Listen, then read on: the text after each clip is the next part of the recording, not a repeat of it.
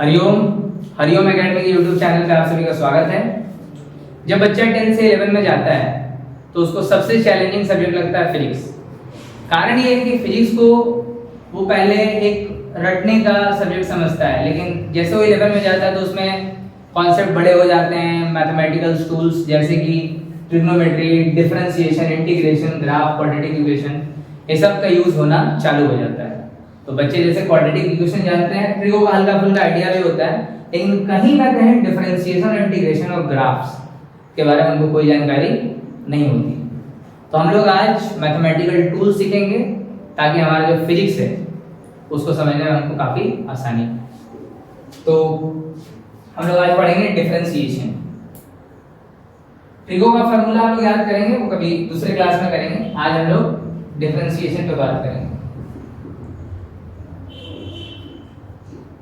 कहीं ना कहीं इसको बच्चा देखा होता है, जैसे 9th क्लास में भी देखा है, लेकिन उसको समझ में नहीं आता। जैसे देखिए 9th क्लास में कहाँ आपने देखे हैं, v का जो फार्मूला होता है आप इस तरीके से लिखा हुआ या इस तरीके से लिखा हुआ देखे होंगे,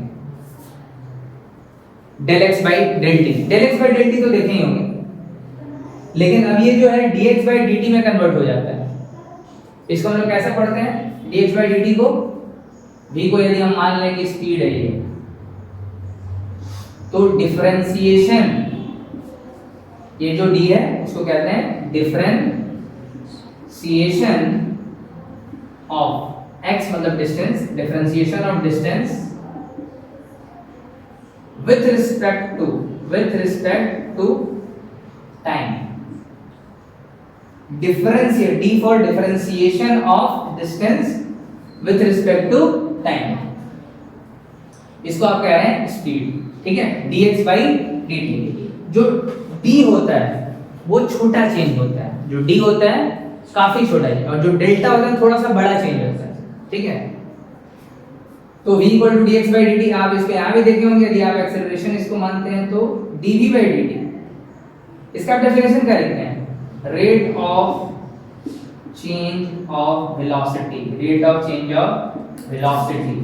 देखिए ये dt को बोल दिए हम रेट, ये जो d है इसको small change, very small change, dt हो गया rate of change, small change of velocity. Rate of change of velocity is called acceleration.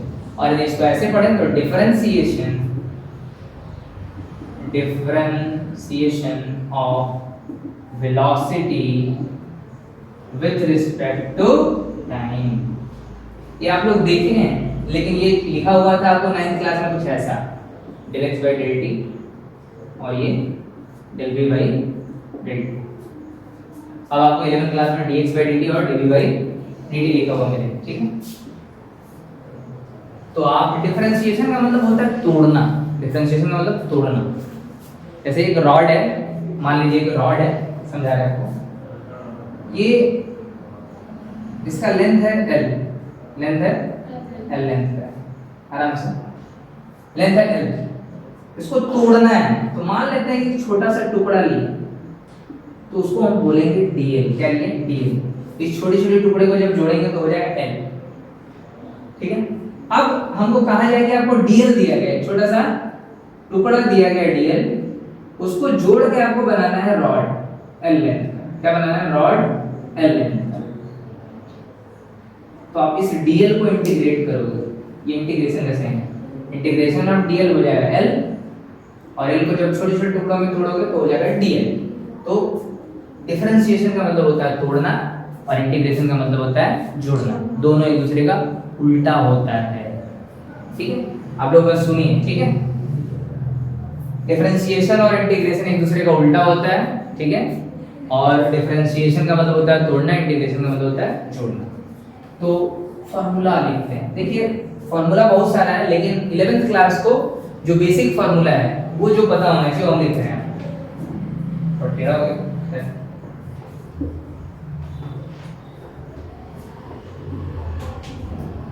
Differentiation. हम इसमें आपको सेलेक्टेड एक दो फार्मूला बता रहे हैं जो ज्यादातर यूज होता है। वैसे डिफरेंशिएशन आप 12th क्लास में पूरा चैप्टर पढ़ेंगे, एनसीईआरटी का 5वां चैप्टर पूरा डिफरेंशिएशन है। फिर 7वां चैप्टर जो है पूरा इंटीग्रेशन है, लेकिन हम लोग को जो जरूरत है बेसिकली इसमें दो फार्मूला का जरूरत होता है। डिफरेंशिएशन ऑफ x का power n with respect to x, n x n minus 1। Differentiation of x with respect to x ये होता है 1 तो कैंसिल आउट हो जाएगा dx by dx। और डिफरेंशिएशन ऑफ कांस्टेंट, कांस्टेंट जिसका वैल्यू चेंज नहीं होता, जैसे 2 3 4 5 क्या है कांस्टेंट है, उसको x के रिस्पेक्ट में डिफरेंशिएट करोगे तो आएगा 0। आपको ये तीन फार्मूला याद होना चाहिए, इससे आपका काम हो जाएगा। मैक्सिमम 80 to 90% क्वेश्चन इसी से बन जाएगा। बाकी जो 20-30% क्वेश्चन होते हैं उसके लिए हम लोग और डिफरेंशिएशन पढ़ेंगे, इसको यूज करते हैं। देखिए जैसे मान लीजिए क्वेश्चन आ गया आपका, डिफरेंशिएट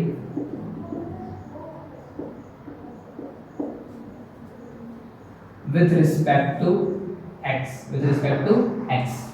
क्वेश्चन है पहला 3x² प्लस 3x लीजिए, चलिए सिंपल से चालू करते हैं। x का डिफरेंशिएशन करना है, ठीक है ना। तो क्या होगा बाबू, देखिए differentiation of x with respect to x क्या होगा, dx by dx 1 आ जाएगा। अब देखिए दूसरा सवाल, x² का डिफरेंशिएशन करना है, differentiation of x² with respect to x। x का पावर 2 है, x का पावर क्या है 2, x का पावर 2। तो फार्मूला क्या है, x का पावर n क्या होता है nx n minus 1, तो क्या हो जाएगा 2x 2 minus 1 जो कि हो जाएगा 2x। ठीक है, करते जाते हैं, एक और सिखाते हैं आपको। x का पावर 3 लेते हैं, डिफरेंशिएशन ऑफ x का पावर 3। यहाँ ये वाला फार्मूला है, पहला वाला फार्मूला, x का power n, nx n minus 1, तो यहाँ n की जगह 3 है तो 3 ले लिए, फिर x n minus 1 क्या हो जाएगा 3x²। उसी तरीके से एक और प्रैक्टिस कर लीजिए आप खुद से, डिफरेंशिएशन ऑफ x का पावर 4 dx क्या हो जाएगा, अब डायरेक्ट लिख सकते हैं 4x³। ये पहला फार्मूला क्लियर हो गया, और dx by dx दूसरा हो गया। अब सबको मर्ज कर देते हैं। मान लीजिए क्वेश्चन ऐसा है, differentiation of 5 with respect to x। तो 5 जो है कांस्टेंट है क्योंकि वो x पे डिपेंड ही नहीं कर रहा। 5 इसलिए कांस्टेंट है क्योंकि x पे डिपेंड नहीं कर रहा, तो कांस्टेंट का डिफरेंशिएशन क्या है 0। ये तीनों फार्मूला को हम लोग यूज कर लिए, अब तीनों को कंबाइन करके यूज करते हैं। ठीक है, क्या देखिए क्वेश्चन हो गया, मान लेते हैं 3 differentiation of 3x² plus 5x plus 6 with respect to x। देखिए डरना नहीं है, बहुत ही आसान सा है, तीनों फार्मूला यूज हो जाएगा। इसको अलग कर देते हैं, इसको इसके साथ, इसको फिर इसके साथ, इसको फिर इसके साथ, अलग अलग लिख देते हैं। डिफरेंशिएशन ऑफ 3x², फिर डिफरेंशिएशन ऑफ 5x, फिर डिफरेंशिएशन ऑफ 6। ठीक, अब बच्चा बोलेगा भैया डिफरेंशिएशन ऑफ 3 तो 0 हो जाएगा। नहीं, ये जो 3x² है, 3x² है, ये x पे डिपेंड कर रहा है, तो 3x² क्या है वेरिएबल है, उसमें 3 कांस्टेंट है, तो 3 को क्या करेंगे बाहर कर देंगे। जब कांस्टेंट वेरिएबल के साथ मल्टीप्लाई होता है तो उसको हम लोग बस बाहर कर देते हैं, उसका डिफरेंशिएशन 0 नहीं कर देते। और ये कांस्टेंट अकेले है तब उसका डिफरेंशिएशन 0 होता है। ध्यान रखिएगा, कंफ्यूज हो जाता है बच्चे, यार ये आपने बताया कांस्टेंट का डिफरेंशिएशन क्या होता है 0, लेकिन कांस्टेंट का डिफरेंशिएशन तब 0 होता है जब उसके साथ वेरिएबल नहीं होता है। 3 बाहर कर दिए, ये ऐसे लिख दिए, 5 बाहर कर दिए, dx by dx लिख दिए, इसका तो हम लिख सकते हैं 0 तो अकेले। तो आप देखिए 3x² का डिफरेंशिएशन अभी जस्ट आप किए 2x, और dx dx कट गया और उधर तो 0 हो गया, कितना आ गया 6x प्लस 5। ये आपका डिफरेंशिएशन है। एक और कर लेते हैं हम लोग, मान लीजिए डिफरेंशिएशन ऑफ x का power 3 plus 10x² plus 5x plus 2, थोड़ा लंबा हो गया, उससे कोई दिक्कत नहीं। फिर अलग अलग लिख लेते हैं, डिफरेंशिएशन ऑफ x का power cube dx plus differentiation of 10x² dx, differentiation of 5x with respect to x plus differentiation of 2 with respect to x।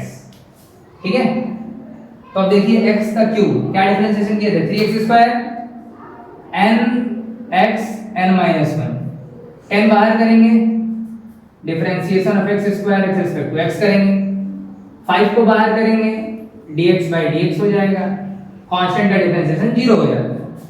तो थोड़ा नीचे हो गया, इसका आंसर लिख देते हैं यहीं पर, ये 3x स्क्वायर हो गया, 10x स्क्वायर का डिफरेंशिएशन 2x होगा, 10 into 2x और dx पर जाएगा 5, आंसर हो जाएगा 3x square plus 20x plus 5। तो ये आपका डिफरेंशिएशन है। इतना बेसिक्स पता होना चाहिए। यदि आप मोशन इन स्ट्रेट लाइन पढ़ना चाह रहे हैं तो आपको ये पता होना चाहिए, क्योंकि आप दिखा रहे हैं आपको कि v = dx by dt, a = dy by dt, इन दोनों का जरूरत पड़ेगा। ठीक है, अब हम लोग इंटीग्रेशन करते हैं। इंटीग्रेशन में भी हमको दो ही फार्मूला का जरूरत है बेसिकली, देखिए, और एक दूसरे का ये उल्टा होता है। इंटीग्रेशन का यदि हम फार्मूला लिखें तो क्या लिखेंगे, इंटीग्रेशन, ये सिंबल किसका है, इंटीग्रेशन x का पावर n dx, x का पावर n dx, x का power n plus 1 divided by n plus 1 plus c, c को कहते हैं कांस्टेंट ऑफ इंटीग्रेशन। क्या कहते हैं इसको, कांस्टेंट ऑफ इंटीग्रेशन। हम इसके बारे में बताएंगे कि क्या है कांस्टेंट ऑफ इंटीग्रेशन। ठीक है, एक फार्मूला और लिख रहे हैं, dx का इंटीग्रेशन होता है x प्लस c। ये दो ही फार्मूला का काम है। देखिए अब इसी दोनों पे अप्लाई करेंगे। इंटीग्रेशन ऑफ x का power n dx equal to x का power n plus 1 divided by n plus 1 plus c, c is the constant of integration. अब c तभी आ रहा है जब ये इनडेफिनिट इंटीग्रेशन है। इनडेफिनिट इंटीग्रेशन वो होता है जिसमें लोअर लिमिट और अपर लिमिट नहीं दिया रहता है। लोअर लिमिट और यदि अपर लिमिट दिया रहेगा तो वो होता है डेफिनिट इंटीग्रेशन। अभी हम लोग पढ़ रहे हैं इनडेफिनिट इंटीग्रेशन, इसीलिए उसमें आता है कांस्टेंट ऑफ इंटीग्रेशन। अब देखिए, मान लेते हैं हम इसी को, इसको डिफरेंशिएट करके ये लाएं 6x प्लस 5। हम बोले कि डिफरेंशिएशन और इंटीग्रेशन एक दूसरे का उल्टा होता है। तो जब इसको आप डिफरेंशिएट करके 6x प्लस 5 लाएं, यदि इसको इंटीग्रेट कर देंगे तो 3x square plus 5x plus 6 आना चाहिए। लेकिन हम आपको जब इंटीग्रेट करेंगे तो 6 छोड़ के सब आ जाएगा। अब देखिए हम इंटीग्रेट करते हैं, यहाँ पर जगह है काफी, ये दो क्वेश्चन से आप सीख जाएंगे। ठीक है, तो क्वेश्चन है इसको इंटीग्रेट करना है, integration of 6x plus 5 with respect to x। क्या पढ़े इसको, integration of 6x plus 5 with respect to x। तो अलग अलग कर लेते हैं सबको, 6x dx प्लस 5 dx अलग अलग कर दें। अभी बताया आपको कि जब कांस्टेंट वेरिएबल के साथ है तो उसको क्या करते हैं, बाहर कर देते हैं, फिर लिखते हैं integration of x dx, constant variable के साथ बाहर कर दिया, इंटीग्रेशन ऑफ dx। अब आप ध्यान से देखिए, x का पावर 1 है, ये फार्मूला लग जाएगा, इंटीग्रेशन ऑफ x का power n dx equal to x का power n plus 1 divided by n plus 1। तो ध्यान से देखिएगा, x का power 1 plus 1 divided by 1 plus 1। अब यहाँ पे कोई कांस्टेंट आएगा, c1 ले लेते हैं उसको, 5 बाहर, इंटीग्रेशन ऑफ dx क्या होता है, x होता है, x लिखते हैं, यहाँ पे कांस्टेंट आएगा c2।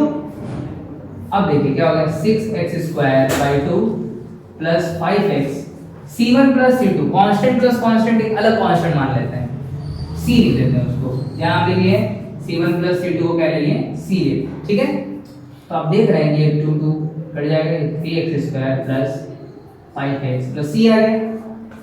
हम बताएं आपको अभी जस्ट कि आप जब इसको इंटीग्रेट करेंगे तो ये वाला मिल जाएगा, मिला 3x स्क्वायर प्लस 5x, लेकिन आपको कांस्टेंट नहीं मिलेगा। कांस्टेंट कब मिलेगा, जब लोअर लिमिट और अपर लिमिट दिया रहेगा। लोअर लिमिट अपर लिमिट नहीं दिया रहेगा तो कांस्टेंट का वैल्यू आप पता नहीं कर पाएंगे। उसको बाउंड्री कंडीशन भी कहते हैं। बीटेक में जाइएगा तो आपको पता चलेगा कि बाउंड्री कंडीशन कहलाता है। ठीक है, लोअर लिमिट और ऐसे ये रूम है तो भाई इसका लोअर लिमिट अपर लिमिट तो है ना, यहाँ से चालू होगा यहाँ तक खत्म हो जाएगा, तो सबका घर चेक लेंगे हम। तो 3x square plus 5x plus c। ठीक है, अब एक और कर लेते हैं, ये जो लंबा सा है इसका डिफरेंशिएशन ये आया है, इसको इंटीग्रेट करेंगे तो सब चीज आ जाएगा, लेकिन दो नहीं आएगा। करके देखते हैं, 3x square plus 20x plus 5 का इंटीग्रेशन। तो सबको अलग करके हम थोड़ा तेज कर रहे हैं, आप समझ जाएंगे। नहीं समझेगा तो वीडियो को थोड़ा दोबारा देख लीजिएगा, तेजी में कर रहे हैं ना। एक स्टेप उड़ा दिए हमने, एक स्टेप उड़ा दिए, कांस्टेंट को पहली बार कर दें, ठीक है। अब देखिएगा x का पावर 2 है, x का पावर n dx, x का power n plus 1 divided by n plus 1, x का power 2 plus 1 divided by 2 plus 1, 20 bar x का पावर 1 है, 1 plus 1 divided by 1 plus 1, 5 dx of x, और सबका कांस्टेंट, इसका कांस्टेंट c1 लिए, इसका कांस्टेंट c2 लिए, इसका कांस्टेंट c3 लिए, और तीनों का ऐड करके क्या लिख दिए c। दिखाने का कोई जरूरत नहीं, समझने का है। 3x cube divided by 3, 20x square by 2 plus 5x plus c, काट दीजिए आप, 3 3 कट गया, 10 कट गया, क्या है x cube plus 10x square plus 5x plus c। ये आपका इंटीग्रेशन और डिफरेंशिएशन का मतलब कि एक जैसे ABCD A to Z होता है, उसमें ये A है, बस इंट्रोडक्शन है, लेकिन आपको बेसिक क्वेश्चन इससे बन जाएंगे, और इसका जो डेप्थ होगा वो हम लोग अगले क्लासेस में करेंगे। अगले क्लास में हम लोग इसका थोड़ा और आगे जाएंगे और आपको ग्राफ्स के बारे में बताएंगे कि ग्राफ कैसे खींचा जाता है, जो आप लोग रट के आए कि ओम्स लॉ का ग्राफ ये होता है, वो सब बताएंगे। अगले वीडियो में हम लोग फिर से मिलते हैं, तब तक के लिए हरिओम।